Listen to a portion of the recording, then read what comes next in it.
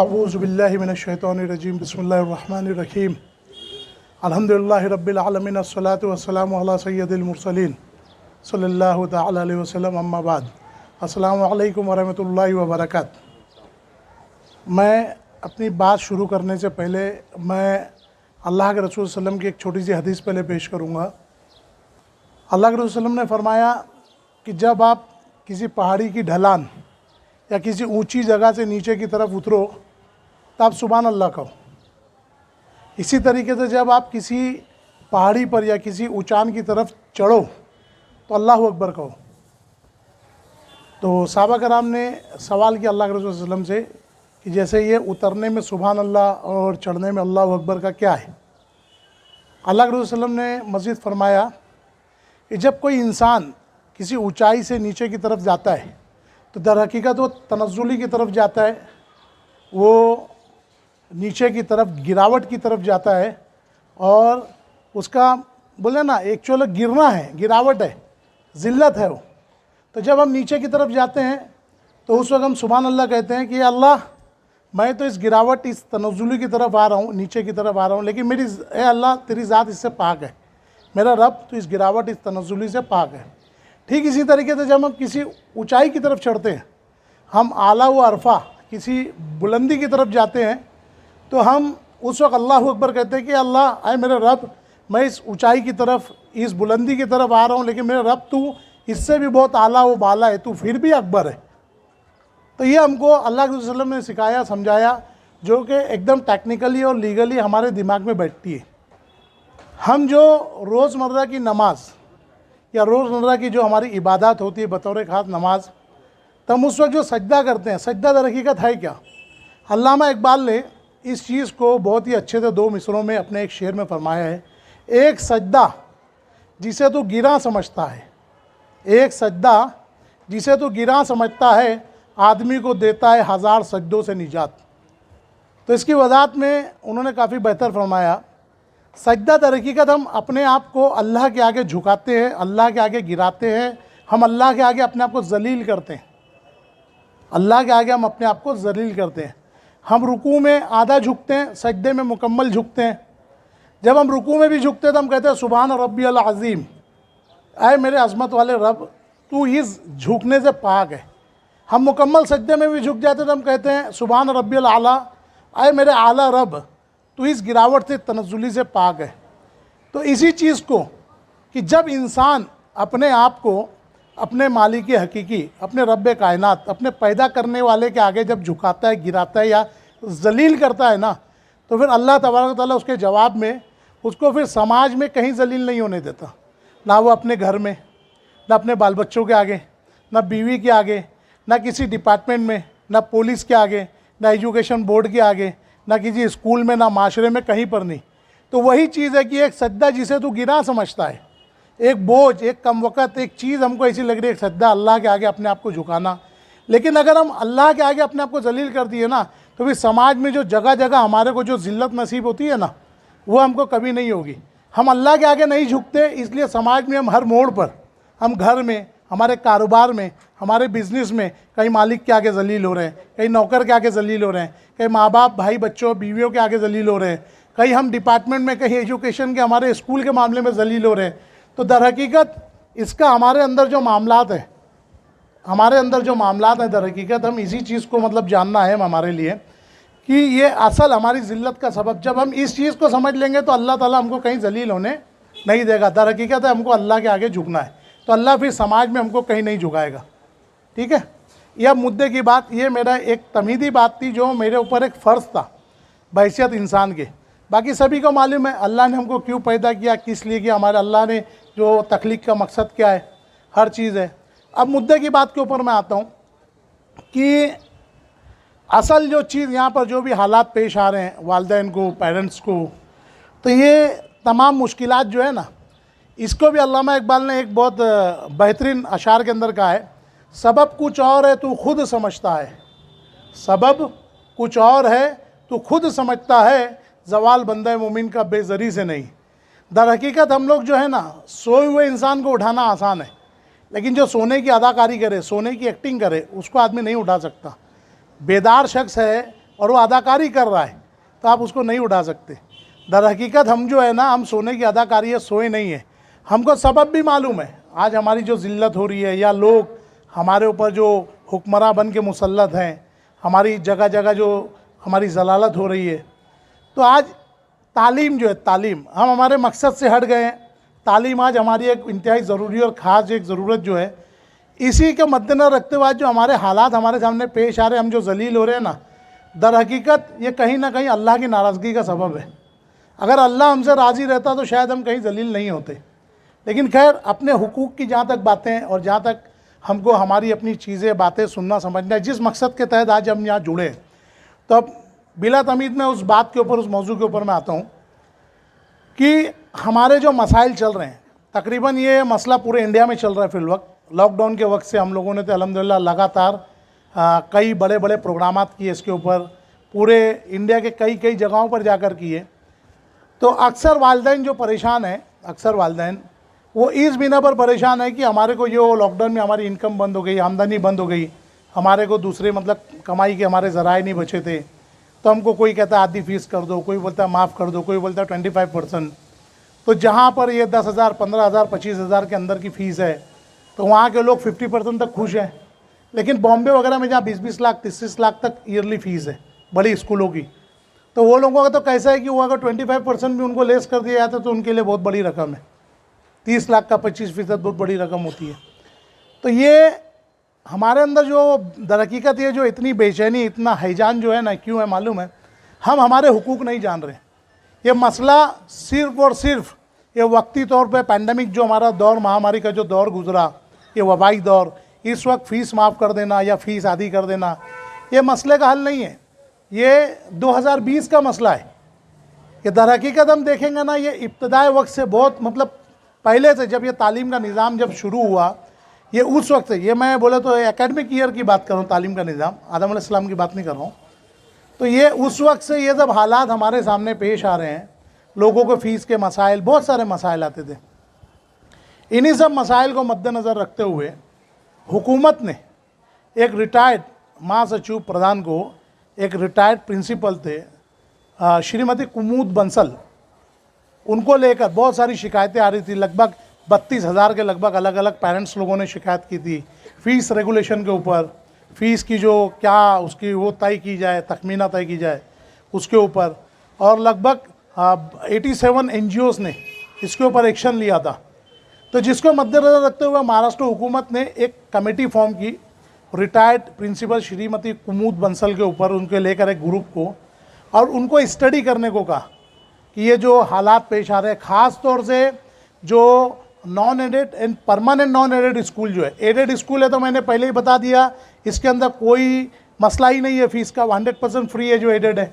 मैंने बताया ना, स्कूल 3 टाइप की होती है, जैसे अपनी पिछली मीटिंग में हमारी बातें हुई, स्कूल 3 टाइप की होते हैं। नंबर 1 एडेड होती है, जिसको 100% ग्रांट होता है। सेकंड जो होती है नॉन एडेड होती है, कि जिसको फिल वक्त तो ग्रांट नहीं होता, लेकिन कभी 20%, 30% जैसे उनका क्राइटेरिया होता है वो हिसाब से उनका ग्रांट बढ़ते जाता है। एक होती है permanent non aided, permanent non grant basis, ये जो होती है, जिसके लिए आज एक स्पेशली टर्म दे दिया गया है, एक स्पेशली टर्म उनके लिए, सेल्फ फाइनेंस्ड। तो ये असल चीज़ उसी का है, ये असल जो मकसद हम आएंगे ना, ये उसी के ऊपर आती है। तो ये स्कूलें जो इस तरीके से जो धांधली करती थी अपने आप को परमानेंट नॉन ग्रांट बताकर, तो उसके लिए ख़ास तौर से एक्शन लिया गया। बाकी तो चीज़ें ऑलरेडी अंडर कंट्रोल है, हम दबते हैं, हमारा हक नहीं लेते, इसलिए हमारे ऊपर वो लोग हावी होते हैं। लेकिन जो परमानेंटली नॉन ग्रांट है ना, उसके लिए भी इतना ज़्यादा रिस्ट्रिक्शन है, इतना ज़्यादा रिस्ट्रिक्शन है कि इसके लिए अगर आप देखो, इसीलिए मैंने ग्रुप, जो 2 ग्रुप यहाँ पर बना हुआ है, एक जेंट्स का बना हुआ है ग्रुप केमिस्ट का, एक लेडीज़ का, मैंने GR की कॉपीज़ और बहुत सारे लॉ के मैंने अलग अलग उसमें भेजा हुआ है। ठीक है, मैं सबसे पहले चाहूँगा हाथ उठाए किन किन लोगों ने वो GR की, मैंने स्पेशली उर्दू में, इंग्लिश में इंस्ट्रक्शन लिखा था कि GR की स्टडी करके आना, तो मैं चाहूँगा पहले हाथ उठाओ किन किन लोगों ने वो GR पढ़ा है। अल्लाह अकबर, इन्ना लिल्लाहि व इन्ना इलैहि राजिऊन। मेरे इतने समझाने के बाद कंटिन्यू 3 दिन के पूरे मजमे में सिर्फ 2 शख्स ऐसे निकले, और शायद ये तालीमी लिहाज से शायद ये बहुत बुरी कि अभी तक लड़कियां तालीम में आगे जा रही हैं, लेकिन यहाँ पर दोनों की दोनों मेल जेंडर है जिन्होंने पढ़ के आए, और इसीलिए मैंने आपकी सहूलत के लिए दोनों ज़बान में मैंने लोड किए। मराठी ज़बान के अंदर जो ओरिजिनल जीआर है वो भी, और तर्जुमा किया हुआ जीआर की उर्दू कॉपी भी लोड की है। लेकिन खैर, तो कुमुद बंसल जो मैडम थी उनको अपॉइंट करके बाकायदा 2009 के अंदर बाकायदा वो जीआर के अंदर स्टडी की गई, और 21 मई 2010, ये डेट याद रखो मैं जो आपको बता रहा हूँ, हेलो, 21 मई 2010 को ये जीआर को बाकायदा इम्प्लीमेंट कर दिया गया। ठीक, इसके ऊपर बहुत ज़्यादा और वक्त ना लेते हुए जो असल तजब्जुब जो पेरेंट्स का जो संडे के दिन मेरे सामने आया, मैं आज कॉन्सेंट्रेट उसके ऊपर ज़्यादा करूँगा, इसके ऊपर ससरी बताते हुए। वो जो 21 नुकात का जो जीआर है 21 मई 2010 का, आप तो पहले दिमाग से ये चीज़ निकाल दो कि हमें आधी फीस भरना है, पौनी भरना है, अक्खी भरना है, हमको कुछ भी नहीं भरना है या पूरा भरना है, यह मसला ही नहीं है।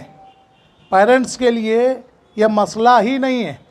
उस जीआर के तहत 2010 में 21 मई 2010 को जो जीआर नंबर 33, उसमें आपको ये पहला ही क्लॉज उसके अंदर ये दे दिया गया कि कोई भी तालीमी अदारा कोई भी चीज़ हाइड नहीं कर सकता, छुपा नहीं सकता, ट्रांसपेरेंसी रखना है, शफाफियत रखना है।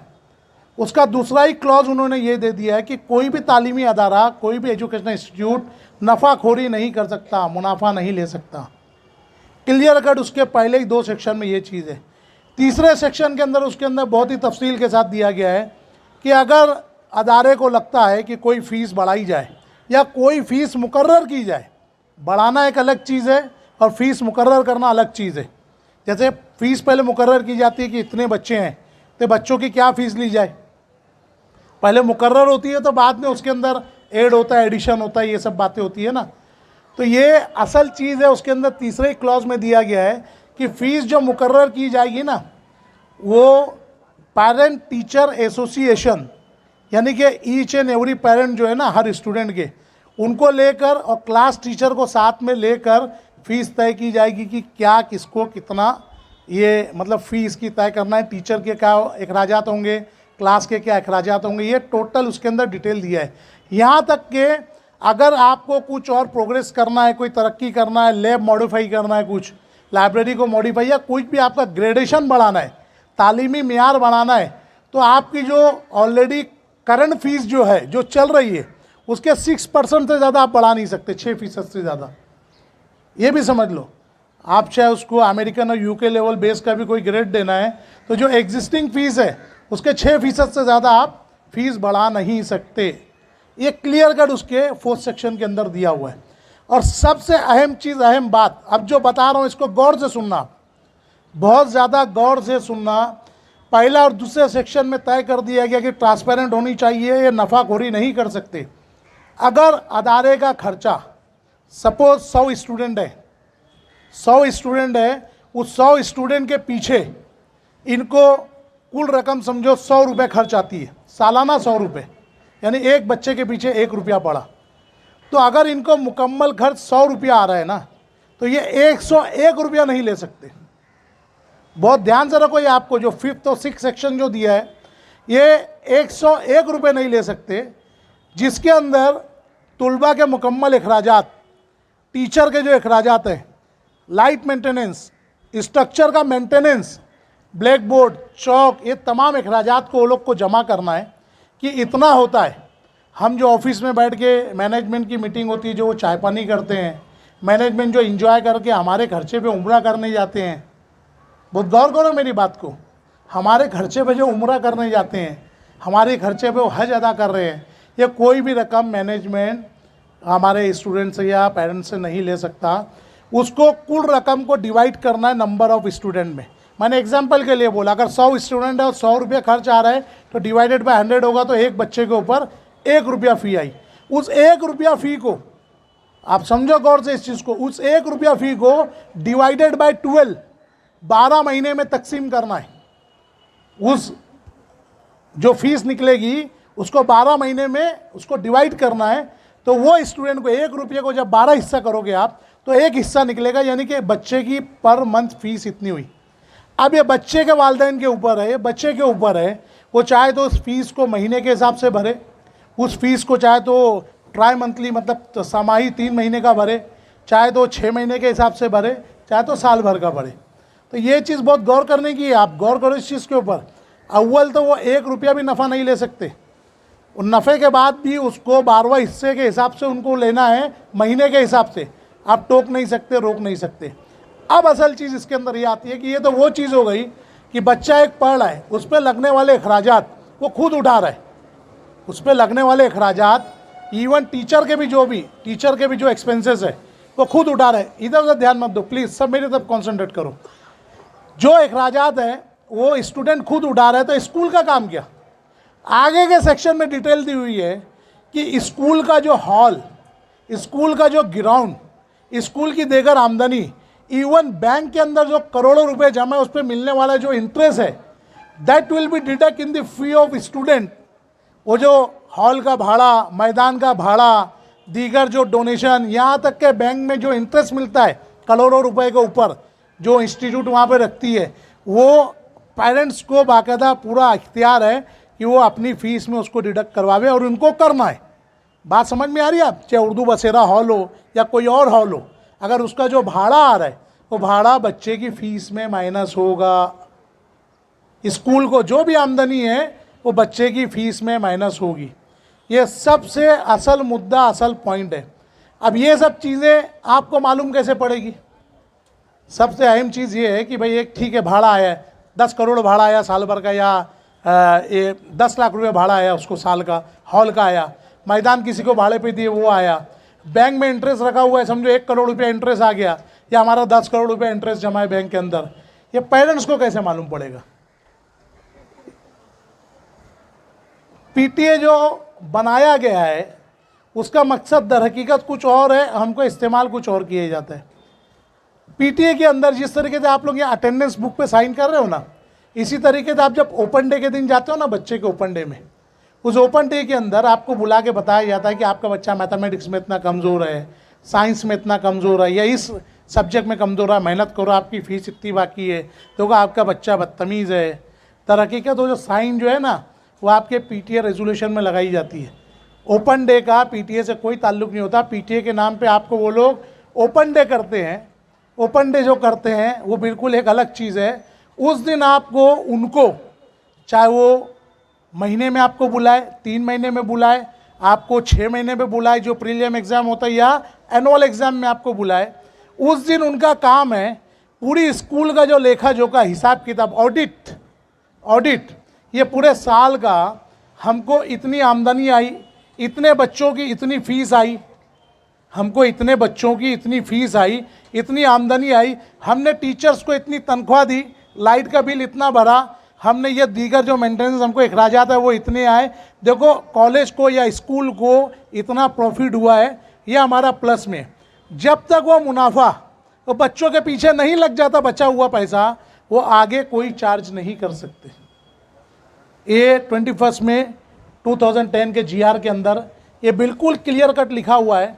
मैंने इसीलिए इसका जो ओरिजिनल मराठी वर्जन है वो भी मैंने लोड किया हूँ ग्रुप में, मैंने उर्दू वर्जन भी लोड किया हूँ।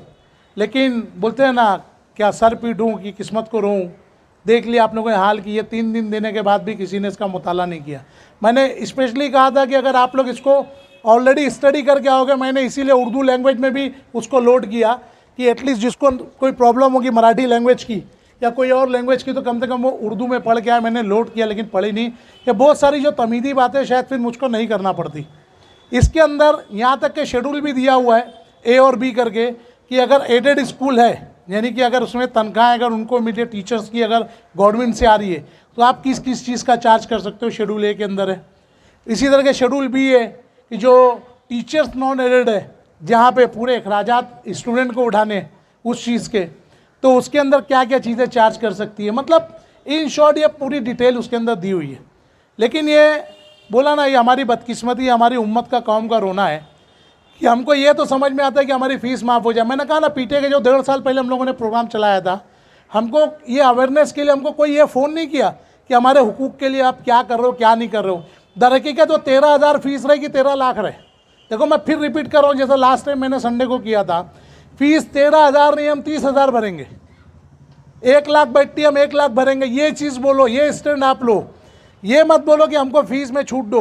पहले चीज़ ये बताओ, ये 13,000 फीस किसने तय की। असल मुद्दा ये है, आप ईच एंड एवरी पेरेंट हो ये 13,000 फीस किसने आपको वो की कि ये 13,000 आपको भरना है?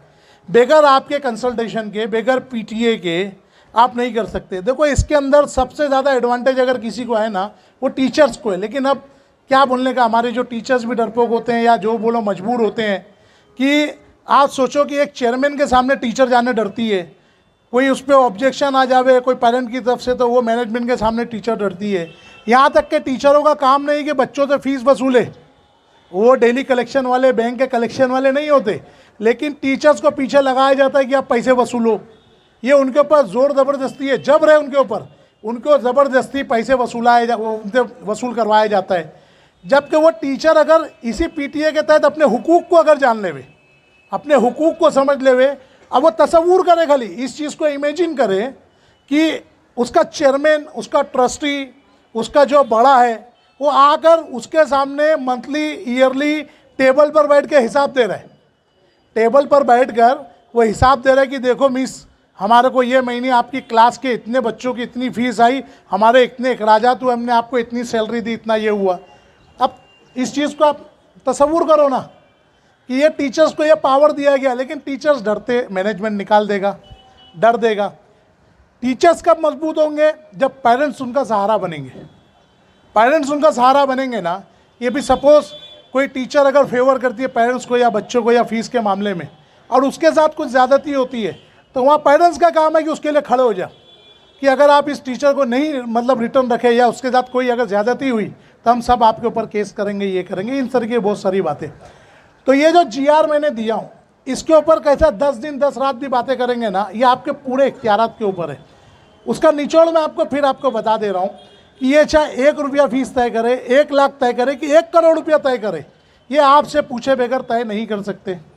क्या आपको मालूम है कि जो प्राइमरी सेक्शन के बच्चे वो कितने नंबर ऑफ स्टूडेंट, जैसा मैं बोला था, और पूरी उम्मीद है कि आप लोग नहीं लाए होंगे, पूरी उम्मीद है कि आप लोगों को बच्चों का मैं बताया था ना कि कौन से डिवीज़न में कितने बच्चे हैं। कई मैडम लोग ने यहाँ बोले थे यस लेकर आएंगे, लेकिन ईच क्लास में ना अभी तो कोई ये भी एक स्पेशल GR है। ठीक है, ये चीज़ अपन क्वेश्चन आंसर में लेते हैं, आपको पूरा मौका दिया जाएगा बुनियादी बातों के बाद। तो ये अगर आपके पास राइट गया, अगर आप ये डिवीज़न जितनी भी आपको मालूम है, इतने स्टूडेंट या इतनी चीज़ें हैं, तो ये फीस जो तय करना है वो आपको करना है। ये नहीं है, ये कोई इख्तियार नहीं रखते कि भाई ये फीस आपको देना है, ये 13,000 देना, हमने बोल दिया तो देना है, या 55 करोड़ का 55 लाख का हमने लोन लिया है, ये तो फजूल बात है। इंशाल्लाह आगे वो उसके ऊपर भी हम आते हैं। GR को बेसिकली आप लोग स्टडी कर लो, जो मैंने लोड किया हूँ उर्दू लैंग्वेज में भी कर दिया आप लोगों के लिए, मराठी में भी कर दिया। जो नहीं समझेगा फिर मीटिंग लेंगे इंशाल्लाह, पर्सनली भी मुझसे कांटेक्ट कर सकते हो आप, मीटिंग की शक्ल में भी कर सकते हो।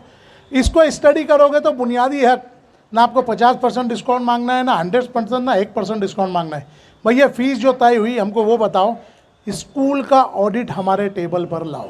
इन शॉर्ट जो बात बोला हूँ ध्यान रखो, स्कूल का ऑडिट हमारे टेबल पर लाओ।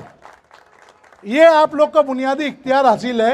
ये GR के अंदर स्पष्ट लिखा हुआ है, कोई पुलिस वाला हो, कोई भी हो, सुप्रीम कोर्ट तक भी जाएंगे तो इस चीज़ को कोई चैलेंज नहीं कर सकता। जैसे कि आगे सवाल जब मैं इंशाल्लाह उसको लूँगा, खाली शॉर्ट में बता रहा हूँ कि कोई पेरेंट या कोई जागरूक, कोई अगर बेदार अगर कोई आवाज़ उठाता है, कुछ करता है, तो फट से उसको डराने के लिए बोलते इसका नाम क्या पूछो, तुम्हारे बच्चे का बताओ कौन सी डिवीज़न में। बिल्कुल नहीं डरना है। मैं आज जो GR लोड करने के बाद और कुछ मैंने बायलॉग्स के स्नैप्स मैंने लोड किया हूँ, देखो ग्रुप में मैंने चाइल्ड प्रोटेक्शन एक्ट के तहत, child care and protection act के तहत मैंने कुछ इमेजेस लोड किए आप लोगों को, डायरेक्ट सेक्शंस। मैं उसके ऊपर आज डिटेल डिस्कस करूँगा। लेकिन एक और सरसरी चीज़ आपको बता दूँ कि जैसे ये 21 मई 2010 को ये जो आपको पूरे इख्तियारात दे दिए गए कि आपसे पूछे बगैर फीस तय नहीं की जा सकती, स्कूल मुनाफा ले ही नहीं सकता। अदारे के जो अखराजात है, अदारे से मुराद क्या, जो चेयरमैन घूमने जा रहे हैं, सेक्रेटरी जो खर्चे उठा रहे हैं, बाहर के विजिट के जो एजुकेशन ऑफिसर आ रहे हैं उनको जो रॉयल ट्रीटमेंट दिया जा रहा है, एजुकेशन ऑफिसर को जो ब्राइब किया जाता है, रिश्वत दी जाती है, ये सब आपसे लिया जाता है। और डोनेशन टोटल इलीगल है, डोनेशन टोटल क्राइम है, टोटल जुर्म है। यहाँ तक के डोनेशन को एक्सटॉर्शन कहा गया है। एक्सटॉर्शन समझते हैं आप, खंडनी, हफ्ता वसूली, इसको बाकायदा जबरन पैसा वसूली करा, ये फुल क्राइम है। ये तमाम चीज़ें जो हैं आपको ध्यान रखना है, जो आपको 21 में 2010 के GR में ठीक इसी तरीके से आपके जो डिस्प्यूट्स है, जो आपके इस ताल्लुक से, जब आप इसको और डिटेल पढ़ोगे, आप इसको डिटेल में और समझोगे, तो ये चीज़ आपके सामने इंशाल्लाह आएगी। जब तो पहले सबसे पहले मैं चाहूँगा इंशाल्लाह भी यहाँ से घर जाने के बाद आप लोग GR पढ़ोगे या नहीं, पहले बताओ। अरे 2 दिन पहले भी यही लोगों ने बोला था।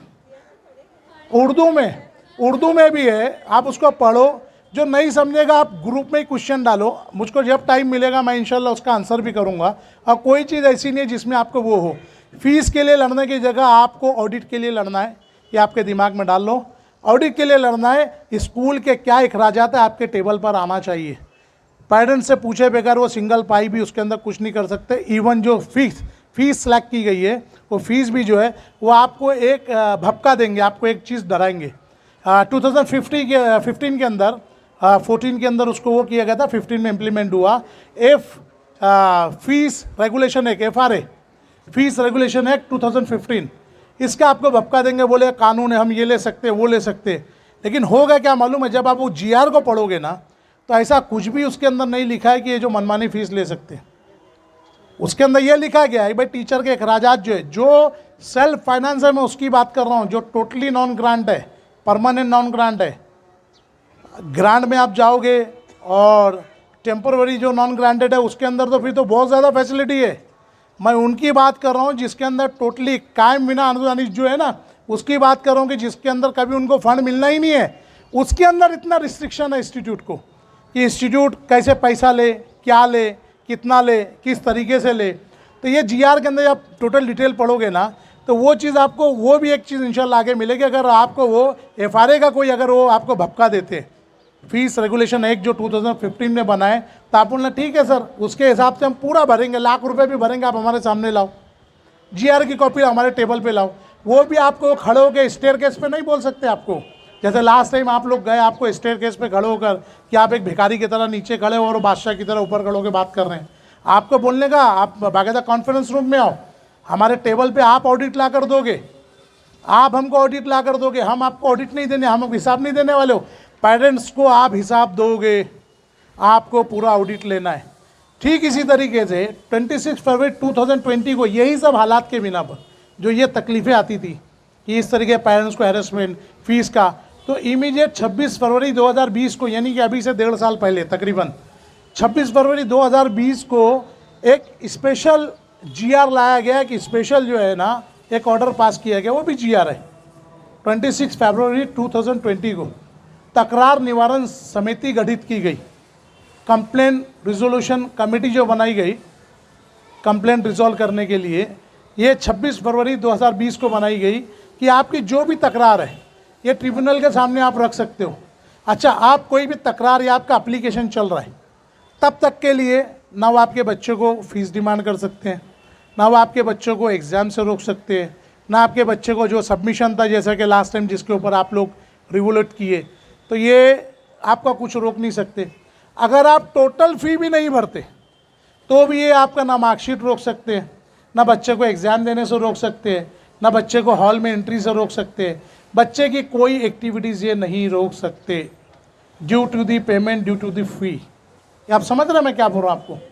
तो इसीलिए 26 फरवरी 2020 को स्पेशल एक कमेटी बनाई गई जो स्कूल से रिलेटेड, चाहे वो पेरेंट के हो, चाहे स्कूल स्टाफ के हो, या कोई और नॉन अदर इशू हो, ये ट्रिब्यूनल बनाया गया तकरार निवारण समिति करके, जिसके अंदर ये सारी बातें, सारी तकरार ये सब होती है। ठीक, तो ये भी डिटेल, ये सब ऑलरेडी मैंने कहा था, मेरे तमाम की तमाम लेक्चर्स आप लोग सुन लो। यूट्यूब पे इंजीनियर नवीद बेताब करके मेरा पेज है, उस पर भी आप जाओ, खाली नवीद बेताब भी डाल दोगे तो मेरी सैकड़ों क्लिप्स आपके सामने आ जाएगी। फेसबुक पे भी नवीद बेताब के नाम से, नवीद बेताब नेक्स्ट MLA करके, वो भी इस तमाम चीज़ों के ऊपर मेरा इस GR के ताल्लुक से, PTA के ताल्लुक से, एजुकेशन अवेयरनेस और अपडेट जो भी वर्डिक, जैसे ये 15% का जो सुप्रीम कोर्ट का आया था राजस्थान के लिए, ये राजस्थान गवर्नमेंट के अगेंस्ट में सुप्रीम कोर्ट ने दिया था ये फाइनल वर्डिक जो था 15% का, तो ये इसके ऊपर भी मेरी पूरी एक स्पीच अवेलेबल है, आप देख सकते हो वो यूट्यूब पे या जिस जगह भी लोड की गई होगी, क्योंकि मैं कुछ नहीं करता, लोग लोड करते हैं मेरी। तो इससे बढ़कर जो मैंने उस दिन जो खौफ जो चीज़ देखा आप लोग के अंदर, ये तो तमाम चीज़ें आप देख लोगे यूट्यूब पर, मेरे फेसबुक के ऊपर आपको डिटेल मिल जाएगी, उसके बाद भी अब करूँ मैं हूँ। अब असल मुद्दे के ऊपर जो उस दिन उन्होंने कहा था कि हमारे बच्चे को मारते हैं, हमारे बच्चों को हेरेस करते हैं। तो जैसे इसमें कुछ एक मैडम ने शायद इन्होंने यहाँ कहा था कि हम इसकी कंप्लेंट कहाँ करना, इसकी हम कंप्लेंट कहाँ करना। तो इसके ताल्लुक से भी गवर्नमेंट ने 31 दिसंबर 2013, पहले एक बात समझ लो, जो अच्छे जो डेट मैं कर रहा हूँ, मैं नहीं समझ में आएगा चैनल पे जाके रिटर्न देखना, रिटर्न रिफ़र करना। 31 दिसंबर 2013 को एक GR लाया गवर्नमेंट के अंदर for holding competent authority to finalize competent authority. मतलब ये जो भी मामलात होते हैं कॉरपोरेशन की हद के अंदर, ग्राम पंचायत की हद के अंदर, सुन रहे हैं आप लोग गौर से, इधर ध्यान दें सब। तो ग्राम पंचायत की हद के अंदर अगर कोई भी मामला हो, कोई भी स्कूल हो, प्राइवेट हो, गवर्नमेंट हो, कुछ भी हो, छोटी स्कूल हो, बड़ी स्कूल हो, तो उसके इख्तियारात फाइनल गवर्नमेंट की तरफ से किसके पास है। कॉरपोरेशन की हद के अंदर अगर कोई चीज़ है तो उसके इख्तियारात किसके अंदर है। तो 31 दिसंबर 2013 को गवर्नमेंट ने वो GR निकाला फॉर दी कॉम्पिटेंट अथॉरिटी के लिए। तो कॉरपोरेशन की हद के अंदर जो भी स्कूलें आती है, कॉरपोरेशन बियॉन्ड कॉरपोरेशन, तो इसकी कॉम्पिटेंट अथॉरिटी जो है हमारा कॉरपोरेशन का जो आयुक्त होता है, म्यूनसिपल कमिश्नर, वो होता है। याद रखो आप, ये चीज़ होती है उसकी, ये कॉम्पिटेंट। इससे हटकर ये तो वो चीज़ हो गई जो आपको सिर्फ यही अर्जी देना है, आपको एजुकेशन बोर्ड से कांटेक्ट करना है, म्यूनसिपल आयुक्त से करना है, कमिश्नर से, वो आपका सॉल्व करेगा। लेकिन अब मुद्दे के बाद आते हैं, जैसे बच्चों के साथ जो क्रूरल्टी होती है, बच्चों को जो मेंटली टॉर्चर होता है, नॉर्मली आप पुलिस स्टेशन में भी जाओगे ना, तो पुलिस को खुद इस चीज़ का इल्म नहीं होता। पुलिस क्या बोलेगी, ठीक है हैरेस किए, बच्चों को मार दिए, एक NC ले जाओ, 323 का एक NC बना देगी, और कुछ बहुत ज़्यादा धमकी दे तो 506 का करेगी। अगर एब्यूजिंग की है, कोई गाली वगैरह दिए तो 504, एक NC आपके हाथ में थमा देगी, आप उसको पूछते हुए घर लेके आ जाओ। उनका ना कुछ होना है, ना उनको नोटिस देना, बोले इट इज़ द रूटीन, ये चीज़ बोलते भाई ये हाँ एक आम बातें होता है। लेकिन दर हकीकत कानून में बच्चों की सेफ्टी के लिए बहुत बड़ा बड़ा प्रोविज़न है। अब इस चीज़ समझो, 1960 के अंदर, गौर करो जो चीज़ बता रहा हूँ, ये आप लोगों के लिए बहुत ज़रूरी है, आपके अपने स्ट्रेंथ के लिए, बच्चों की सेफ्टी के लिए। 1960 के अंदर एक कानून बना, द चाइल्ड एक्ट 1960, सबसे पहला कानून बच्चों के तहत। ऐसे और भी है, आप अगर इंडियन कॉन्स्टिट्यूट पढ़ोगे 24A, तो कॉन्स्टिट्यूट के अंदर भी बच्चों को स्पेशली एक उनका दिया गया है। लेकिन एक मखसूस कानून बना है, द चाइल्ड एक्ट 1960। उसके आप दफ़ा 41 सेक्शन 41 अगर आप पढ़ोगे ना, तो उसके अंदर क्लियर कट दिया हुआ है कि कोई भी बच्चे को, चाहे फिजिकली हो चाहे मेंटली हो, जैसे एक बच्चे को क्लास के 50-60 बच्चों के बीच में बोला जाता है, हे फुला फुला या सो इन सो, आप खड़े हो, आपने फीस नहीं भरी है, सब ने भरी है, यू इडियट, ऐसे बोलते हैं टीचर। अब वो दबे हुए अपनी सैलरी की वजह से, लेकिन वो उतनी ज़्यादा इंसल्ट करते हैं बच्चे की। वो भले से कुछ नहीं हुआ, 4 बच्चे उसको देख के हंस दिए, 5 बच्चे उसको देख के इंसल्ट कर दिए, तो वो जो मेंटली उसको टॉर्चर हुआ है ना, जो इंसल्ट हुई है उसकी, ये जो ट्रॉमा उसको हुआ है ना, मेंटल ट्रॉमा, इसके लिए बाकायदा उसके अंदर प्रोविज़न दिया है कि 6 महीने की सज़ा है, जेल है। द चाइल्ड एक्ट 1960 सेक्शन 41, आप याद रखो मैं जो आपको बता रहा हूँ। इसी के अंदर बहुत सारे अमेंडमेंट हुए, 1989 के अंदर अमेंडमेंट हुए।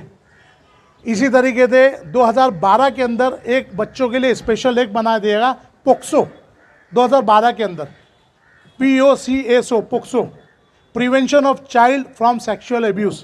बच्चों के साथ कुछ गलत होता था, टीचर कर रहे हैं, कोई और कर रहे हैं, घर के बड़े, कोई भी जो भी कर रहे हैं, तो बाकायदा ये 2012 के अंदर।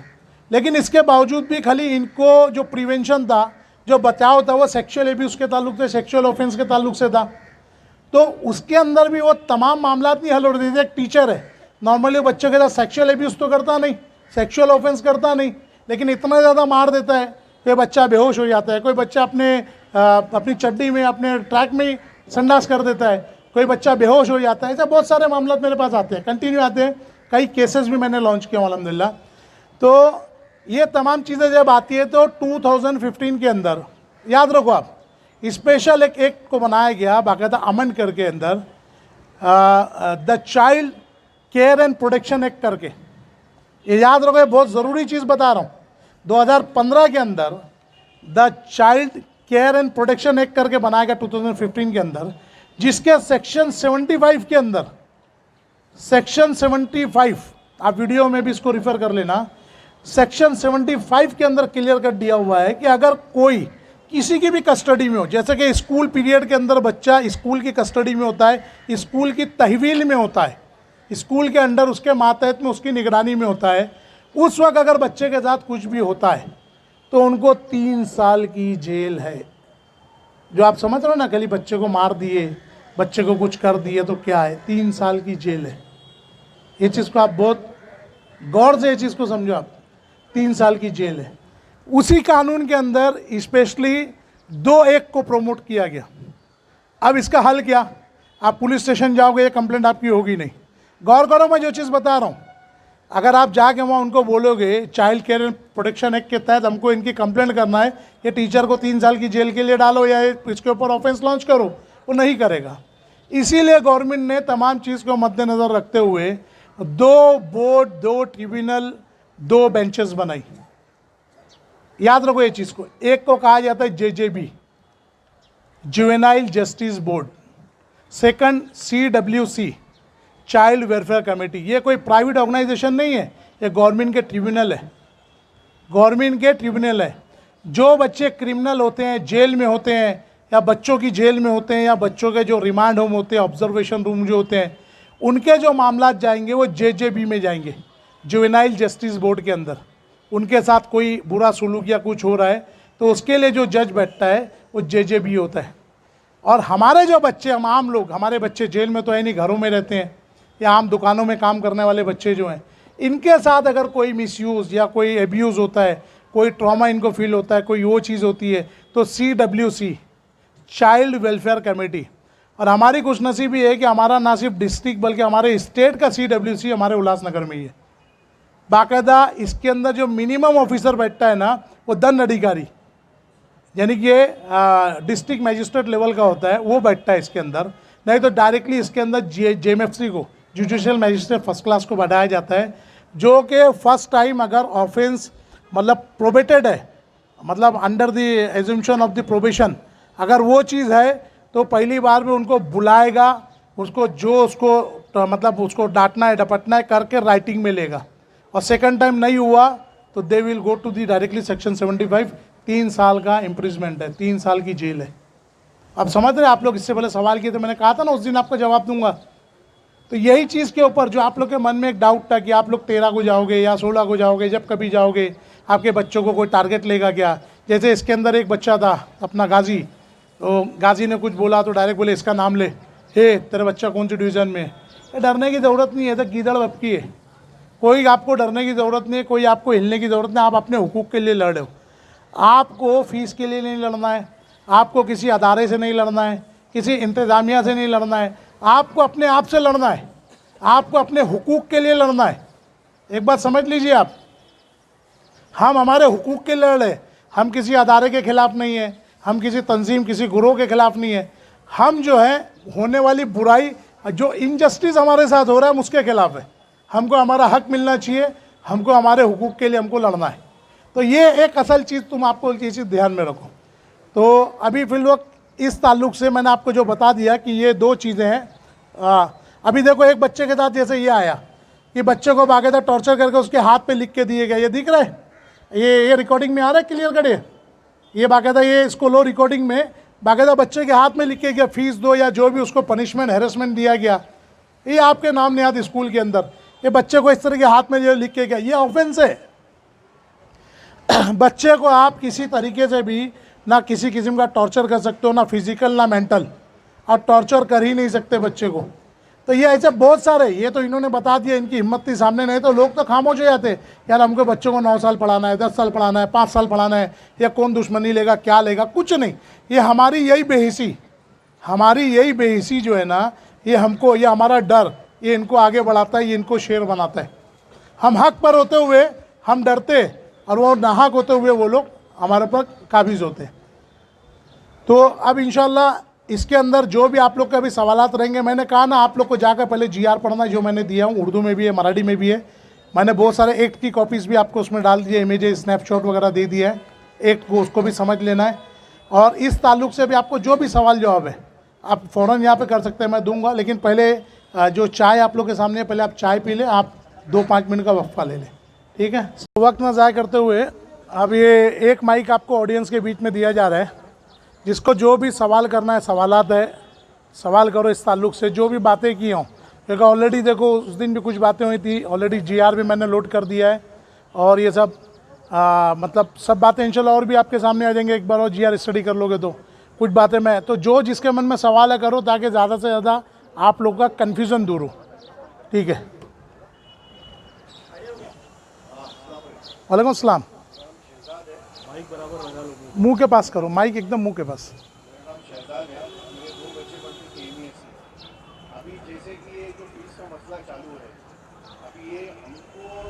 इधर आ जाओ, इधर आ जाओ, छोड़ दो माइक, छोड़ दो, इधर जिसको सवाल करना इधर आ जाओ।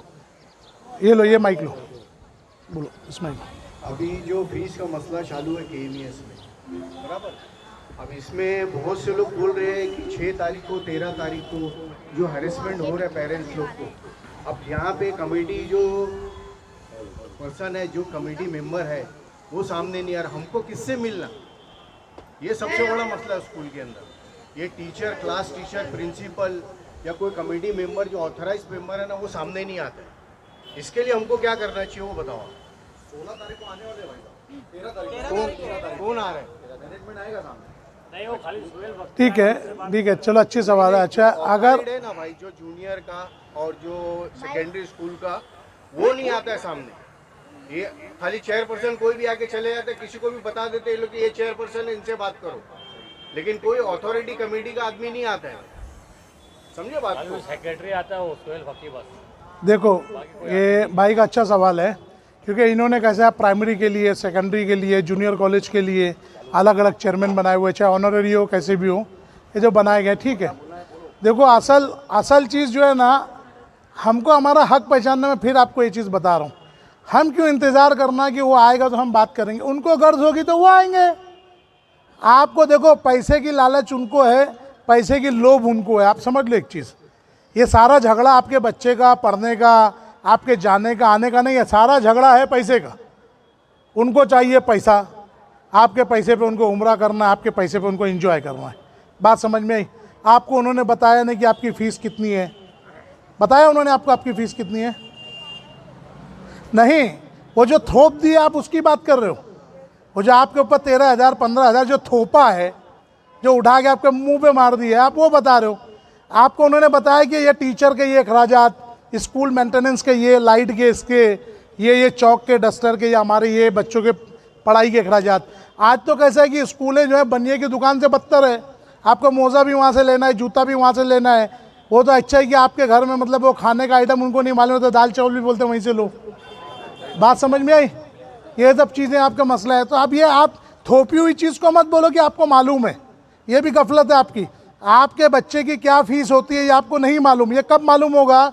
जब वो ऑडिट आपके टेबल पर लेकर आएंगे, वो आपको पूछेंगे, देखो ये इतना फ़ीस हो रही है, ये आपके क्लास में इतने टीचर इंगेज हैं, ये टीचरों की इतनी सैलरी होती है, लाइट बिल इतना आता है, जो हमारे इक्विपमेंट्स है उसके इतने खर्चे आते हैं, बोर्ड के इतने, डेस्क के इतने, पानी के इतने, बाथरूम के, टॉयलेट के इतने होते हैं। क्योंकि स्कूल हर चीज़ भी आपसे नहीं ले सकता, क्योंकि कोई भी सोसाइटी, अदारा या ट्रस्ट जो एजुकेशन इंस्टीट्यूशन चलाता है, उसको भी बेसिक बहुत सारी चीज़ें दिखाना है। उसको अपनी इतनी एकड़ ज़मीन दिखाना है, इतना 55 लाख रुपए का 2 फिक्स डिपॉजिट FD उसको दिखाना है।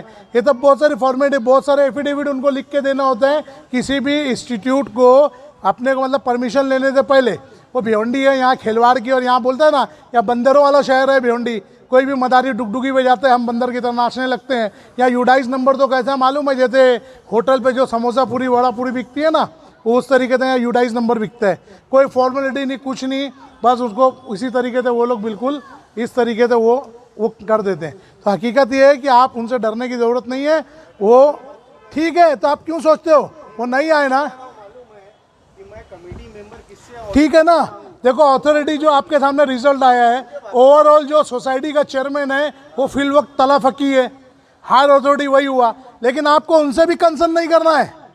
याद रखो, किसी भी इंस्टीट्यूट की जो मेन अथॉरिटी होती है, इंस्टीट्यूट की, अदारे की, उसकी नहीं, वो होता है प्रिंसिपल या हेडमास्टर। छोटी क्लास है, उसको आप जो भी वर्ड बोल लो, डीन बोलो, हेडमास्टर बोलो। प्रिंसिपल के पास भी जाते हैं ना, तो उन लोग क्या बोलते हैं मालूम है कि हम कमेटी मेंबर से जाके मिलो आप। देखो असल चीज़ क्या हो रही है मालूम, हर चीज़ ज़बानी हो रही है, 100 बका 1 लिखा। तो आप लोग, वो आपको जो बातें भी आपको बोले ना, आप उनको बोला आप हमको तहरीर में दो। आप फीस का 100 मरतबा लिख के देते हो ना, फीस भरो, फीस भरो, फीस भरो। कैलेंडर में आप ये लिख के दो ना हमको कि वालदैन जाके कमेटी मेंबर से मिले, वालदैन जाके चेयरमैन से मिले, ऐसी कोई भी बात है, कोई भी चीज़, कोई भी बात है। मैं आपको मेरी एक छोटी सी आप बीती बता के कर रहा हूँ। मुझको टीचर ने लिख के दी, टीचर ने मेरे बच्चे के कैलेंडर पे लिख के दी आपका बच्चा इस सब्जेक्ट में कमज़ोर है। मैंने कैलेंडर में उसको एज अ पेरेंट लिख कर दिया।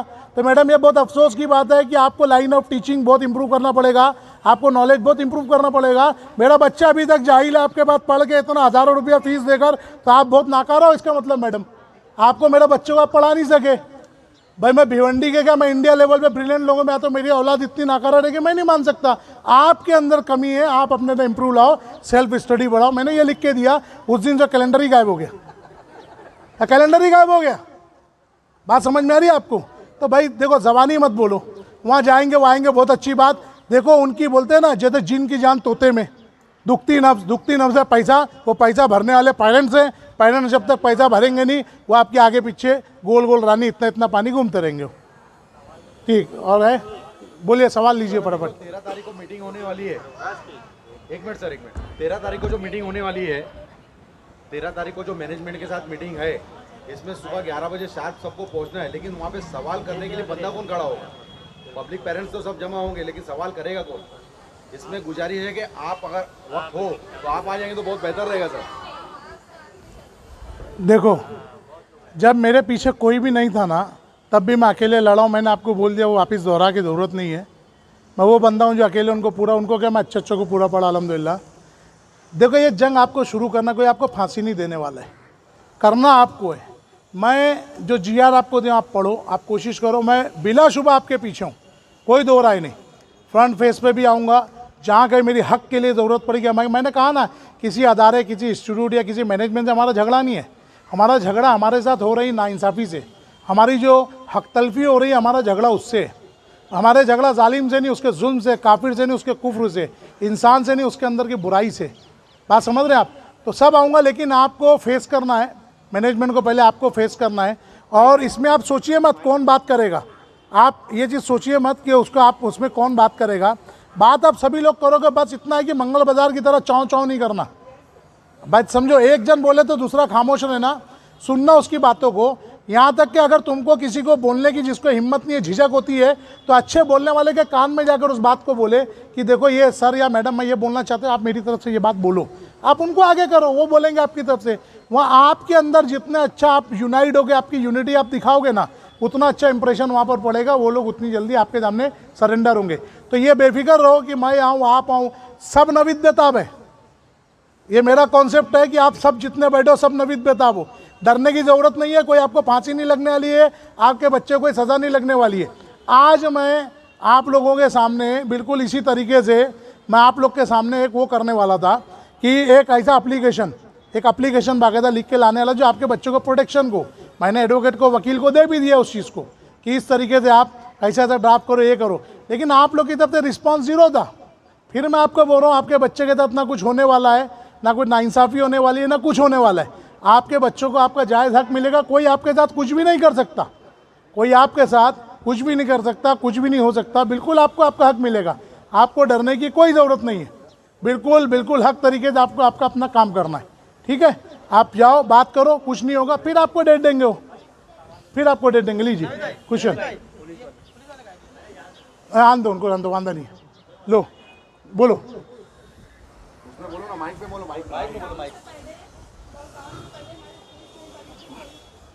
नहीं आवाज बोलो ना। दे दो। अच्छा बात कर बिंदास। बोला वो पेरेंट्स की मीटिंग है, स्टूडेंट और पेरेंट्स, इसमें बोलिए, वापस बोलिए, हटा दे बेटा। वालेकुम अस्सलाम।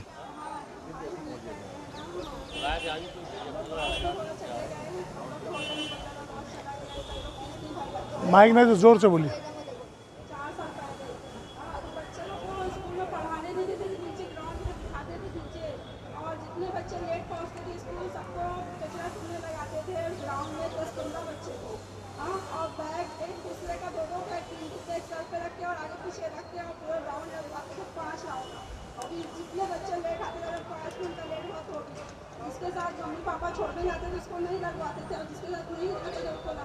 ये कौन सी स्कूल का है? KMS स्कूल का है। 13 ऐसा करते हैं वो लोग हमेशा। देखिए, ये बहुत अच्छी बात इन्होंने पूछे कि जो भी पेरेंट या जो भी जाते थे छोड़ने तो उनके बच्चों के साथ कुछ नहीं होता था। बाकी बच्चों को बैग इस तरीके 3-3 रखना, क्लास के कचरे उड़वाना, स्कूल के राउंड लगवाना, जो भी हैरेसमेंट है दैट कॉल राउंड, पूरे राउंड लगवाना ग्राउंड के, ये क्रूएल्टी है। मैं आपको पहले बोला ना, इसके लिए बाकायदा आपको चाइल्ड प्रोटेक्शन एंड केयर जो एक्ट बना है 2015 के अंदर, उसके सेक्शन 75, इधर ध्यान दो भाई, आपस में बातें मत करो। सेक्शन 75 के तहत इसके ऊपर आप बाकायदा उनके खिलाफ एफआईआर लॉन्च कर सकते थे, सब है। अभी जितना भी होता था, हम देखो कोई डूब रहा है, कोई एक्सीडेंट है, कुछ भी है, हम उसकी क्लिप लेते हैं, मोबाइल लेते हैं, सब लेते हैं, यहाँ तक कि मैयत के साथ भी आज सेल्फी लेते हैं हम। लेकिन क्या किसी के पास वो चीज़ डॉक्यूमेंट्री एविडेंस है, स्नैप वीडियो फोटोज है उस बच्चों के, उन बच्चों के? क्योंकि कोई एक दो नहीं, हज़ारों लाखों लोग हैं, बहुत सारी चीज़ ले सकते हैं, कर सकते हैं, समझ सकते हैं। तो क्या ऐसी कोई चीज़ है जिसके अंदर आप ये करके देख के समझ सके, बोल सके, आ सके, जा सके? तो ये सब चीज़ें बहुत सारी हो सकती हैं, बहुत सारी ये सब चीज़ें हो सकती है, आदमी कर सकता है। लेकिन ये आपको वो सब चीज़ें होना चाहिए था, आप उसके तहत पूरा एक्शन ले सकते हो। आप बाकायदा जाके लोकल अथॉरिटी को, आपको म्यूनसिपल कमिश्नर को आपको देना था, म्यूनसिपल कमिश्नर को आप कर सकते थे। आप ये सब तमाम बातें जो चीज़ें आप एजुकेशन ऑफिसर को कर सकते थे, एरिया पुलिस स्टेशन में आप दे सकते थे। अगर आपके बच्चे के साथ जुल्म हो रहा है तो, आपके बच्चे के साथ जुल्म हो रहा है तो आप बाकायदा जाकर एरिया पुलिस स्टेशन में भी कंप्लेंट दे सकते थे। लेकिन हम लोग इस चीज़ में डरते हैं मैनेजमेंट से, हमारे बच्चों के साथ क्या सलूक होगा, हमारे आगे बच्चों को क्या मतलब ये तकलीफें आएंगी, ये सब बातें होती है। बात समझ में आ रही है? मैनेजमेंट से डरने की कोई बात नहीं है आपको। आप अपने हक के लिए लड़ रहे हो, आप अपने हुकूक के लिए लड़ रहे हो, आप कोई वायलेंस तो कर नहीं रहे हो, आपका अपना हक है, आपका अपना इख्तियार, आप लो, आपको करना है वो चीज़। तो ये चीज़ आप बाकायदा, पुराना भी है तो भी आप बाकायदा डेट वाइज जो बच्चे का हुआ है, आप बाकायदा राइटिंग में अभी भी वो सब कंप्लेंट आप डाल सकते हो, आपको इंसाफ मिलेगा। कानून में इसका प्रोविज़न पूरा है। मैंने आपको बताया ना, CWC बाकायदा एक ट्रिब्यूनल, एक बोर्ड बनाया गया है, चाइल्ड वेलफेयर कमेटी, उल्लासनगर के अंदर 5 नंबर के अंदर इसका ऑफिस है, जिसके अंदर बाकायदा डिविजनल मैजिस्ट्रेट बैठता है, जो इसके ऊपर पूरा एक्शन लेके आपके ऊपर पूरा काम करेगा। तो ये चीज़, लेकिन हम एक्शन नहीं लेते, हमको पूरा राइट है। 1960 में भी जब द चाइल्ड एक्ट बना 1960, उसके भी सेक्शन 41 के अंदर हमको ये पावर्स मिली हुई है।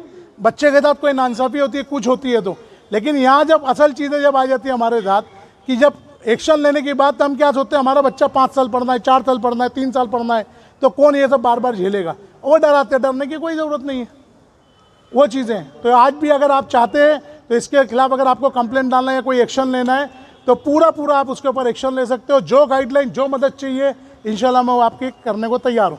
हर हक की लड़ाई के लिए मैं आपके साथ हूँ। और कोई सवाल? उनका क्या बोलना है, क्या बोल रहे हो? बोले हम लोग का फोन आया था, जोर करो, थोड़ा जोर से बोलिए ना। जोर से बोलिए ना, माइक नज़दीक करके आ रही आवाज़। हाँ, नज़दीक करो और माइक। उस दिन हम लोग जब जाएंगे 13 तारीख को, हर कोई अपने साथ GR का प्रिंट आउट लिए और हर कोई वहाँ पर ये बात डालेगा कि अब हमको 50% की बात नहीं करना है, हमारे पास ये GR का प्रूफ है कि आप लोग कितनी फीस रख सकते हो, कितनी नहीं रख सकते हो। तो अब हम लोग डायरेक्ट उस बारे में बात, बेशक, परफेक्ट। सही है ना? हाँ, ठीक है। हेलो, देखो यही एक हक चीज़ है जो इन्होंने कहा ना अभी, कि असल चीज़ कोई फ़ीस फाइनल करना है, हमको इसके लिए लड़ना ही नहीं कि हमको 50% छोड़ो। चलो अभी आपको 50% वो छोड़ भी देते हैं, तो क्या इससे आपका प्रॉब्लम सॉल्व होता है क्या? आपके हुकूक आपको मिलते हैं क्या? दर हकीकत जैसे अभी एक भाई ने यहाँ पे बता, मीना बाज़ार का वो साल का 6 लाख रुपया वो भाड़ा लेते हैं, ये लेते हैं लाखों रुपया। और भी जो अलग अलग प्रोग्राम होते हैं, फंक्शन जो ग्राउंड यूज़ होता है, कैंपस का ग्राउंड, जो कोविड सेंटर और इस तरीके से, और अलग अलग जो मीना बाज़ार, ये सब के जो प्रॉफिट है ये बच्चों की फ़ीस में डिडक्ट होगा। ये तमाम की तमाम जो है बच्चों की फ़ीस में डिडक्ट होगा। इसको वो लोग एक्स्ट्रा चार्ज तो छोड़ दो, उल्टा फीस में जो माइनस होना है। दिन ब दिन जो डोनेशन बढ़ रहा है, दिन ब दिन जो जिस तरीके से इनकम, हॉल की इनकम और असेट्स की जो इनकम बढ़ रही है, तो ये उल्टा हमको कम होना है। आज भी जैसे खास तौर से KMS इंग्लिश मीडियम की अगर हम बात करें तो ये ऑलरेडी नॉन एडेड है। जब ये नॉन एडेड है ऑलरेडी ये चीज़ इसके अंदर, तो आपको ये चीज़ सोचना चाहिए कि टीचरों की पगार इतनी है जो हिसाब से वो फीस ले रहे हैं, क्या टीचरों की पगार 70-80 हज़ार रुपये है क्या वहाँ पर? आप खुद ही सोचो ना, टीचर उनके क्या लेवल के हैं, आपको वहाँ फैसिलिटी क्या लेवल की मिल रही है, बच्चों को कैंपस फैसिलिटी क्या लेवल की मिल रही है और वो क्या क्या चीज़ें आपको देंगे। तो इसके ऊपर थोड़ा आप ध्यान दो और इसके ऊपर आप लड़ो अपने हुकूक के लिए। मैंने बोला ना, उर्दू में भी दिया हूँ वही चीज़ मराठी में भी GR है। आप पढ़ो, आपके हुकूक, ये आपका मसला ही नहीं है 20 टका छोड़ना है कि 50 टका छोड़ना है। अपने मुंह से बोले थे 5,000 रुपए फीस है, मतलब टीचर्स की 5,000 रुपए फीस सैलरी। हाँ दूसरी सैलरी। बात ये सर, जो इतना बड़ा बड़ा फंड आता है, जैसे अभी हमीद अंसारी ने काफ़ी अच्छा फंड दे के गए थे, और जो क्वारंटाइन सेंटर बना था उसका भी अच्छा काफ़ी फंड आया था। देखो ऐसे 50 डाटा गिना के अब्दुल हमीद ने इतना दिया, अब्दुल गफ्फार ने उतना दिया, इसका मीना बाज़ार का इतना, ये डाटा गिना के कोई मकसद हासिल नहीं है। जंगल में मोर नाचा किसने देखा? आपको अपने हक लेना जब तक नहीं आएगा, आपको अपना हक लेना जब तक नहीं आएगा, तब तक ये मामला तो आपके साथ होते रहेंगे। ये GR आपको इतना ज़बरदस्त आपको इख्तियार दे रहा है, ये GR आपको, कि आपका मैनेजमेंट, आपका ट्रस्ट जो भी है वो आपके टेबल पे ऑडिट ला के रखेगा। ऑडिट समझते हैं ना आप? पूरे साल का जो लेखा जोखा हिसाब किताब होता है पूरा आपके सामने, कि हमको इतनी बच्चों की इतनी फीस आई, इतने अखराजात हुए, इतने हम प्लस है। ये पैसा स्टॉक नहीं कर सकते। मैं आपको फिर बोल रहा हूँ, GR में स्पष्ट लिखा हुआ है, ये प्रॉफिट नहीं कर सकते, प्रॉफिट गेनिंग नहीं हो सकता। ये जो बच्चों के अंदर उनके पैसे ज़्यादा हो रहे, दूसरे वो बच्चों की फीस में माइनस होगा। कोई भी एजुकेशनल इंस्टीट्यूट जो है वो प्रॉफिटेबल ऑर्गेनाइजेशन नहीं है, प्रॉफिट गेनिंग ऑर्गेनाइजेशन नहीं है। वो मुनाफाखोरी नहीं कर सकती, नफ़ाखोरी नहीं कर सकती। तो इसके लिए आपको आपके हुकूक के लिए लड़ना है। जब तक आपने हक के लिए नहीं लड़ोगे तो ये मामला तो आपके सामने आते रहेंगे। मैनेजमेंट शेयर बढ़ते रहेगा आपके सामने, और किसी तरीके से दूसरे जो हालात आपके सामने आते रहेंगे। आपको आपके हक के लिए लड़ना है। बस एक चीज़ आपको शॉर्ट में रखना है, आप जब तक अपने हुकूक नहीं लोगे, जब तक आपको आपका अपना हक नहीं समझ में आएगा, आप लड़ोगे नहीं। जैसे मैं आपको एक बोल रहा हूँ ना, एक एकदम छोटी सी एक मिसाल देता हूँ। एक अंधे को खीर दी गई खाने को, एक अंधे को खाने को खीर दी गई। अंधे ने पूछा ये क्या है? अंधे ने पूछा ये क्या है? बोले ये खीर है। अब अंधा सोचा, बोले खीर कैसी होती है? अब वो हमारे जो आँख वाले अंधे थे उन्होंने बोला कि भाई सफ़ेद होती है। अब अंधा पूछा सफ़ेद कैसा होता है? अब उसको समझ में नहीं आया, बोले सफ़ेद जैसे बगला होता है। फिर अंधे ने पूछा बगला कैसा होता है? अब फिर हमारे वो आँख वाले अंधे को समझ में नहीं आया, उसने ऐसे हाथ को टेढ़ा किया और उसने बताया बगला ऐसा होता है। वो अंधे ने भी उसके हाथ को ऐसे टटोला, बोले नहीं रे बाबा, मेरे को नहीं खाने का, ये मेरे को नहीं खाना। बोले जब बगला इतना टेढ़ा है तो खीर कितनी टेढ़ी होगी? एक मिस इंटरप्रिटेशन, एक गलत तर्जुमानी, किसी बात को अगर आप सही ढंग से सही तरीके से आप नहीं अगर बोलते, नहीं बताते, नहीं करते, तो ये इस तरीके से अपने हालात आपके सामने पेश आएंगे। आप इसको समझो, तो आप अपने हक को जानो। देखो मैं आपको जो बोल रहा हूँ ना, ये तकरीर करना, ये भाषण देने का मकसद नहीं है। आप वो GR को बेहतर 1 बार 2 बार 4 बार उसको आप एकदम निचोड़ दो, वो बदलने वाली चीज़ नहीं है। आप 10 साल भी आपका बच्चा अगर यहाँ पढ़ेगा, कुछ करेगा, ये बदलेगा नहीं। वो हुकूक आपके तय हैं, उसी हुकूक के हिसाब से सारे फैसले आपके होने वाले हैं। आप समझ लो, लीजिए। 13 तारीख को जो पेरेंट्स को हम लेके जमा हो, हाँ, इसके अंदर अगर कोई आप एप्लीकेशन करके देते तो इसको हम लोग बाय पोस्ट देने का कि डायरेक्ट प्रिंसिपल के हाथ में देने का? हमको कोई बात नहीं करना, उनको 50% या कोई भी चीज़ का हमको ऑडिट का जो माहिती चाहिए उसके बेस पे हम किसके पास जाके देना और कौन से टेबल पे रखना है? देखो मैं अजान के लिए 2 मिनट। अस्सलाम वालेकुम वरहमतुल्लाहि वबरकातुहू। देखिए, देखो एक बात समझ लो, 13 तारीख का एक कन्फ्यूज़न रुके, आखिरी पॉइंट ले लेते हैं। पहली चीज़ तो देखो, अगर आप लोग सही टाइम पर आए होते, उस दिन जो हिसाब से आपका रश आया था संडे को, वही हिसाब से आप लोग यहाँ पहुँचे भी नहीं। वही रश उससे ज़्यादा अगर आते तो आपको बहुत सारी और बातें, वक्त पर आते तो ये 1 घंटा सवा घंटा अपने को और ज़्यादा मिलता। लेकिन आप लोगों को भी फिक्र नहीं, बोला ना मुद्दा सुस्त गवाह चुस्त वाला काम है, तो ये चीज़ होना चाहिए। खैर, अब 13 तारीख के मेन मुद्दे ले लो। देखो 13 तारीख को उन लोग जो भी आपको डिसीजन देते, जो देते, वो ऐसा नहीं है कि कोई फांसी का फंदा आपको लग गया। आपको डरना नहीं है। आप लोग आपके बीच में तो जो बेहतर सुलझी हुई बात करने वाले 4-5 लोग उनको सेलेक्ट करो। बात वहाँ पर सही हो या गलत हो, वहाँ चाँव आपको नहीं करना है, बहुत ज़्यादा वहाँ गुड़मुड़ नहीं करना है बात को। आपको जो बोलना है, जो आप 4-5 लोग जिम्मेदार तय करोगे ना, आप उनको बोलो, बात करो। फिर बोल रहा हूँ, आपका ना किसी मैनेजमेंट से झगड़ा है, ना किसी इंस्टीट्यूट ना किसी अदारे से झगड़ा है, ना किसी शख्स और किसी ज़ातियात से झगड़ा है। हमारा जो जंग या अभियान है या हमारा जो झगड़ा है, हमारे साथ हो रही नाइंसाफ़ी से। हमको हमारा हक चाहिए और एकदम आसान है। आपको ये जो भी है ऑडिट की चीज़ें वो आपके सामने रखें।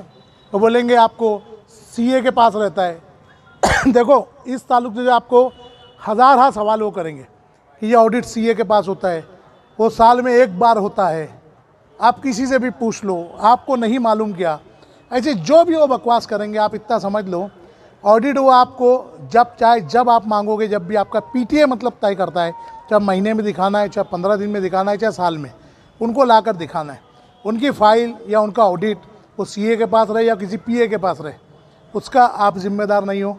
आप डिमांड करें तो उसकी कॉपी वो आपके सामने ला के रखना है उनको। तो कल वो बोलेंगे ये 20% फीस के लिए हम नहीं करते, चलो 5% और कर देते, इंस्टॉलमेंट कर देते, आधा आप अभी भरो, आधा नेक्स्ट ईयर भर देना। ऐसा कोई भी आपको लॉलीपॉप देंगे पैसे के नाम पर, तो आप लालच में आना नहीं। क्योंकि फिर मैं आपको बोल रहा हूँ, बात 50%, 100%, 20% फीस की नहीं है, बात है आपके हक की। जब वो चीज़ आपको समझ जाएगी, अगर आज देखो कोई भी इमारत जैसे ताजमहल है, आप ताजमहल देखोगे ना, बहुत खूबसूरत इमारत आपको दिखती है, लेकिन वो ताजमहल से ज़्यादा पावरफुल चीज़ जो है ना, उसका फाउंडेशन, उसकी फुटिंग, उसकी बुनियाद है। कोई भी इमारत जिस बुनियाद पे कायम होती है ना, वो दुनिया की कितनी भी महंगी, कितनी भी अच्छी इमारत हो या कितनी भी घटिया इमारत का मुकद्दर होता है कि उसका फुटिंग, उसका फाउंडेशन, उसका बेस ज़मीन में छुप जाता है, वो किसी को नज़र नहीं आता कभी किसी इमारत। तो आप नींव का पत्थर बनो, इमारत का पत्थर बनो, आप बुनियाद का पत्थर बनो, कि आप ऐसा एक प्लेटफॉर्म कायम करके जाओ, एक ऐसी लहर कायम करके जाओ कि जो आपके बाद के भी जो आने वाले लोग हैं, जिनके साथ नाइंसाफ़ी होने वाली है या भी मनमानी फ़ीस लेने वाले हैं, हमारा अदारा हमारे लिए फ़ायदेमंद, हमारे लिए सहारा, हमारे लिए बोले ना इत्मीनान का सबब बनना चाहिए, ना कि हमारा अदारा हमारे ऊपर बोझ बनना चाहिए। हमारा अदारा हमारे लिए कत्ल खाना नहीं बनना चाहिए। बात समझ में आ रही है आप? आज प्राइवेट हॉस्पिटल या प्राइवेट स्कूल जो है ना, ये वो जगह है जहाँ बगैर हथियारों के ज़बह किया जाता है, बगैर हथियारों के लूटा जाता है। ये ऐसी लूट है जिसमें कोई हथियार नहीं इस्तेमाल किया जाता, समझ रहे हैं? ये वो डाकू हैं जो बगैर बंदूक दिखाए आपको लूटते हैं। तो हमारा किसी मखसूस से कुछ नहीं, हमको हमारे हक़ के लिए लड़ना। आप बात करो, ठीक है। अगर आप बोलते हो नहीं है, फ़ीस कम नहीं होता, आप ऑडिट नहीं देते, तो वहाँ चीज़ वो करो, आप बाकायदा बोलो कि हमको ये चीज़ चाहिए, हमारे डिमांड है, और आप राइटिंग में उनसे मांगो। हमको जो राइटिंग में देना है, हम जो भी अभी तय करेंगे, जो भी बात होगी हम तो देंगे, लेकिन असल चीज़ जो है वहाँ आप उनसे मांगो कि आप हमको ऑडिट नहीं देने वाले हो, पीटीए के जो हुकूक हमको हासिल है, इसीलिए बोला अभी भी आपके पास 3 दिन है, और जीआर अच्छे से पढ़ लो। आप ये पढ़ लोगे ना, उर्दू में भी है, मराठी में भी है, दोनों लैंग्वेज में आती है, तो ट्रांसलेटर में चले जाओ। तेलुगु कन्नड़ भी अगर ट्रांसलेट डाल दोगे तो इसको स्कैन कर दो, ट्रांसलेट होकर सामने आ जाएगा। तो आप उसको जितना अच्छे से पढ़ के जाओगे, आपको किसी की ज़रूरत नहीं, आप खुद के अंदर एक ताकत बन जाओगे, आप खुद सब नवीद बेताब बन जाओगे। याद रखो मैं जो आपको बात बोल रहा हूँ, वहाँ जाके आपको कोई परेशानी की बात नहीं है, कोई वो जादू नहीं दिखाने वाले, कोई वो आस्तीन में से कबूतर नहीं निकालने वाले। वो सिवाय धोखा फरेब देने के, कौम को लूटने के, उनकी सारी ताकत, सारी दुखती नब्ज़ है पैसा। जब तक पेरेंट्स के जेब से पैसा निकल के उनके पास नहीं जाता, वो मजबूर हैं। वो चीज़ की तिलमिलाहट वो निकालने के लिए वो आपको बोलेंगे कि भाई देखो ऐसा है, बच्चे को हम निकाल देंगे, आप अपने बच्चे को निकाल लो। ऐसे कोई भी डायलॉग भी बोल सकते, हर चीज़ के लिए तैयार रहो। तो उनकी किसी गीदड़ धपकी से कुछ वो आपके बच्चे को निकाल नहीं सकते, हैरेस नहीं कर सकते। जैसे हमारी ये बहन आपा का जो आया कि बैग रख के दौड़ाए, 3 राउंड मराए, जो भी तकलीफ़ थी, तो इन्होंने उस चीज़ का वहाँ लड़ा नहीं। तो 13 तारीख के दिन आप लोग आपस में जो भी है चैटिंग के ज़रिए आप लोग जो भी 2-3 जो अच्छी,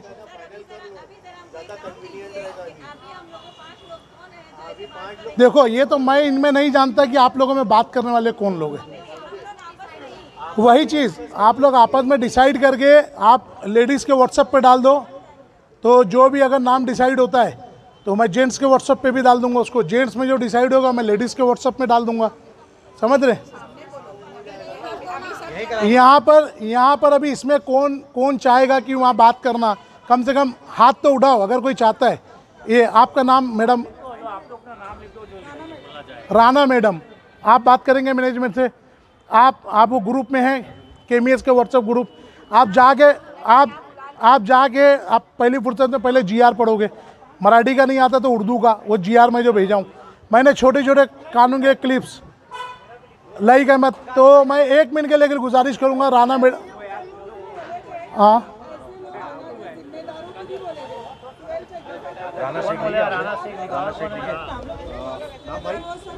क्या बोले? शहजाद भाई कॉन्टेक्ट नंबर भी लिखो ना, नहीं से लिखो ना, वादा नहीं ना, नहीं कहमत लिखो। दो जेंट्स आओ, दो लेडीज आओ, आकर बात करो मुझसे, जो भी फैसला रहेगा मैं बताऊंगा तुम्हें। देखो, सबसे पहली चीज़ तो उस दिन पहले आप जाना, वो जाना, उनकी सुनना। अभी तक आपने सुना है, आपने भीड़ दिखाए, प्रदर्शन दिखाए, पहले उनकी सुनो। वो आपको फिर जाके वो नए सिरे से आपको पूछेंगे, जैसे अभी तक कुछ हुआ नहीं, वो आपको पूछे, जैसे पिछले टाइम बोले ना आप लोग को कौन बुलाया, ये बात पूछे ना, तो फिर अनजान बन के बोलेंगे अच्छा आपका क्या बोलना है, आपने लेटर भी दिए हो, फिर पूछेंगे आपका क्या बोलना है। जब आप ये बात करोगे तो बोलेंगे देखो तुम अब ऑडिट की बात करो, पहले तुम तो बोले 50% लिख के दो, वो बोले थे, तो बोला ठीक है, हमारी वो बोलना कम इल्मी थी या हमारे को उस वक्त समझ में नहीं आया, गलत फहमी थी, हमको कुछ नहीं, हमको 100% फीस भरना है, लेकिन पीटीए मेंबर होने के बाद हमको पूरा ऑडिट चाहिए, पीटीए मेंबर का पूरा इम्प्लीमेंट करो यहाँ पर जो भी है। साल की 5 रुपया फीस है, हम भरने तैयार है, 5 रुपया फीस है साल की, ज़्यादा नहीं है पीटीए मेंबर की, सेपरेट बोर्ड है आपका। वही बोल रहा हूँ आपको, उल्टा अगर आप सही तरीके से उनसे ऑडिट ले लिए ना, जो आपको 55 लाख 55 करोड़ जो लोन का भपका दे रहे हैं, वो डबल क्राइम है। एक तो आपसे बेगर पूछे उन्होंने लोन लिए, और इतना बड़ा हाइड एंड सीक का गेम खेल रहे हैं आपके साथ कि इतने बड़े रकम लेने के बाद भी आपको बता नहीं रहे हो। डायरेक्ट बोलते हैं सर स्कूल की फीस नहीं आएगी, स्कूल बंद हो जाएगी। हाँ ठीक है ना, बोला हम उसके लिए भी तैयार है, आप घर बैठे हम स्कूल चला लेंगे, पीटीए मेंबर का पूरा पावर है, इस कानून के अंदर ही पढ़ो आप, पीटीए मेंबर पूरी स्कूल चला सकते, पीटीए मेंबर खुद पूरी स्कूल चला सकते, पूरे इख्तियारात हासिल है, तो आप बिंदास बात करो। देखो ये पहला, ये कोई फाइनल वर्डिक्ट नहीं होने जा रहा है, ये बोलते हैं ना आखिरी कतई फैसला कि उस दिन गए तो वो कोई फांसी का फंदा लगेगा। आप लोग अपने हुकूक के हिसाब से वहाँ बात करो, जो नहीं समझेगा आप टाइम लो, बोला हम इसके ऊपर और आगे बात करते हैं। और एक बात आप अपनी तसल्ली के लिए बोल देना उनको, देखो ये सब चीज़ का कोई भी रिएक्शन अगर हमारे ऊपर, हमारे बच्चों के ऊपर कुछ हुआ, तो वो जो एक्ट का मैंने आपको भेजा हूँ, बोलना इसके तहत हम सीधा आपके खिलाफ एफआईआर लॉन्च करेंगे, लीगल प्रोसीडिंग करेंगे, फिर बाद में सर बोलना मत अदारा बदनाम हुआ, ये हुआ वो हुआ, आपको फिर फोड़ेंगे, कहते जान दो हम तुम्हारा कर रहे हैं ना, बाकी लोग का छोड़ो, जान दो, क्यों किसी के बहकावे में आ रहे हो। कोई तुमको हक बात करता है, तुमको बेदार करता है, जहनी गुलामी से बाहर निकालता है, तो उसको बोलेंगे भड़का रहा है। तो ये सब मतलब डायलॉग्स में, ये सब बातों में आना नहीं, आपको बाकायदा लीगली इसके लिए बाकायदा डट के फाइट करना है। इसीलिए आप 13 को जो इत्मीनान से कोई मसला नहीं है।